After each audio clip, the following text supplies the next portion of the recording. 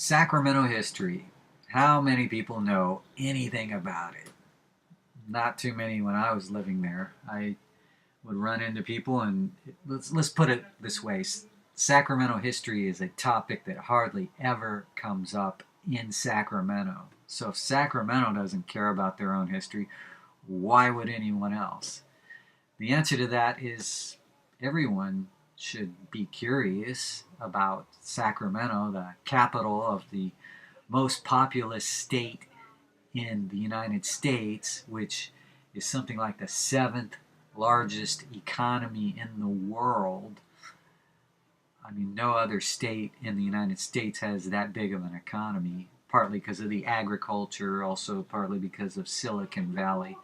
But the reason so many people came to California in the first place was the gold rush of 1849. California went on to become a state admitted to the Union in 1850. And then so you had this big surge of people rushing toward California, specifically San Francisco, and then through Sacramento to the what's now called the Gold Country. Okay, another big thing I want to talk about that never gets talked much except among Sacramento media outlets who do their job and research the city's history. You know, KCRA is a big winner at that. KCRA TV, ABC 10, which is KXTV. They do a good job. Sacramento Bee, of course, does a very good job of documenting the city's history.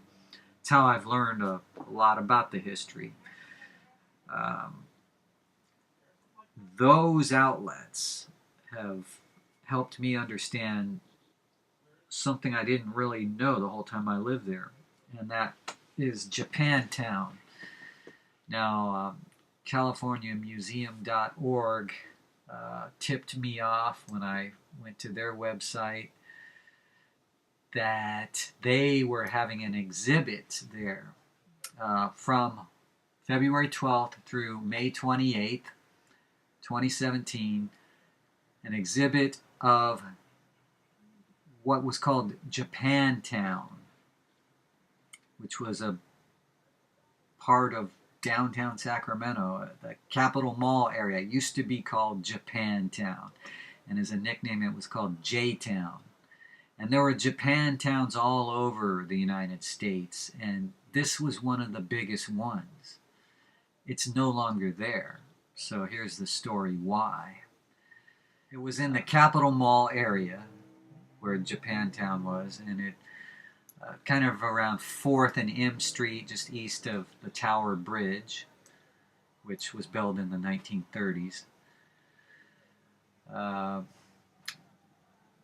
There were about 4,000 people living in Japantown around 1950, prior to the big wipeout. By 1970, there were only 377 people left living in that area.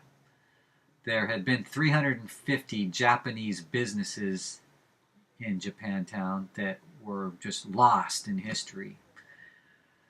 It included restaurants, laundromats, banks, grocery stores, churches, schools, nightclubs, apartments, everything you could think of for a small community. So, it all kind of started in 1866, just right after the American Civil War. I guess the American regime changes that we made the South conform to the North. And in Japan, the regime change was people were finally allowed to leave the country. And that was a new administration that came in that allowed that. So because of that, Japanese people started coming to the United States, and the very first Japanese person born in the United States was a lady named Mary Schnell, and she was born in Sacramento, or the Sacramento area. So that's interesting, right? And then of the 55 Japanese people who came to the U.S. by 1870, about 40% were in Sacramento. So Sacramento was kind of the haven for Japanese people and the earliest Japanese people who came to the United States. Okay, by 1883, the Chinese Exclusion Act of 1883 banned immigration of Chinese labor. Now, Chinese people had been used as kind of like slaves, just cheap labor for building the railroads. And then American businesses decided, well, we can still get cheap labor from Japanese people. So they started allowing Japanese people to come, and by the 1890s, Japantown was starting to become this community. And keep in mind that the Japanese people were used for cheap labor for agriculture and for building the railroads and other things. So they were a big part of building California into the big powerhouse state that it is today. Okay, so by 1900, there were about 30,000 Japanese people in the United States that had migrated from Japan, and many were here to help construct the railroad. By 1907, the Gentleman's Agreement restricted immigration of Japanese labor, so it started to tighten up again. Then by 1909, J-Town had a population of about 2,000 people, but mostly men. In 1913, California's Alien Land Law prohibited Japanese to own farmland in California. Okay, you got to remember that was a pretty racist era. Even though it was considered a progressive era, obviously there was still some racism going on, even through World War II and after that. In 1940, over 3,000 Japanese people were living in Sacramento. World War II, 1942, the Japanese bombed Pearl Harbor. So President Roosevelt decided to lock up Japanese people living in America in internment camps. And so that kind of shut down Japantown, which had been kind of thriving in the 40s. And then after the war, the Japanese came back and they had to kind of rebuild Japantown all over again. But then in 1950, this is where history changed dramatically. The Sacramento City Council created the Sacramento Redevelopment Agency to modernize the city, to create a redevelopment program. And they started deciding that the West End, which is what they called it, but within the West End was Japantown, they decided that whole thing was a slum. And even though Japantown wasn't necessarily all a slum, they just lumped it into that, and there are parts of the West End that were slummy, so they just called the whole thing a slum and decided they were going to get rid of it.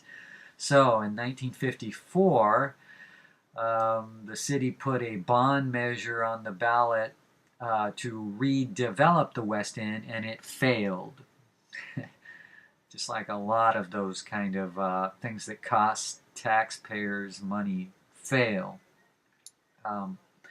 So what they did to get around it, based on what I understand from William Berg, who is a Sacramento historian, and I saw him on a PBS special talking about it,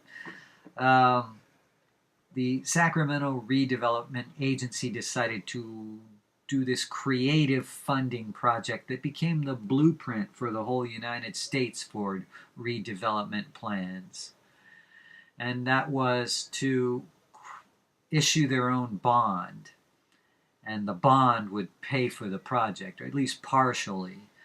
Initially, it was an $11 million investment plan, and of that, $5 million was recovered from the sale of cleared land.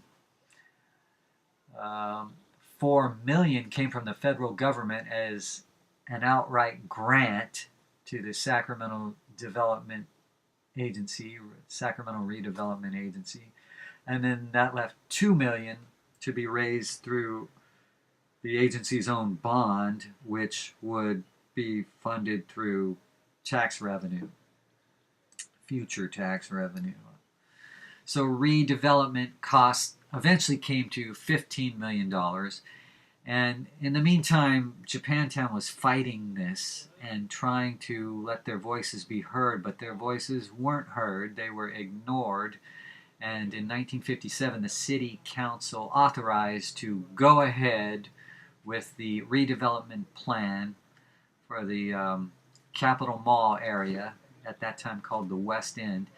And California Governor Goodwin Knight commenced the bulldozing and the demolition. And by 1960, Japantown was gone, and the new buildings were put up on Capitol Mall. So the sad thing is that a whole cultural community was lost in that process. And we lost some very important venues, like the Momo Club. It featured national artists like Billie Holiday. The Zanzibar Cafe, it rose in the early 40s, and that was a place where artists like Duke Ellington would hang out and play after shows after playing at the Memorial Auditorium. So, historic Japantown is no more, but the legacy does live on through local media, and you can find videos on it on YouTube, and I will post those videos and links to them on my site, sactv.com.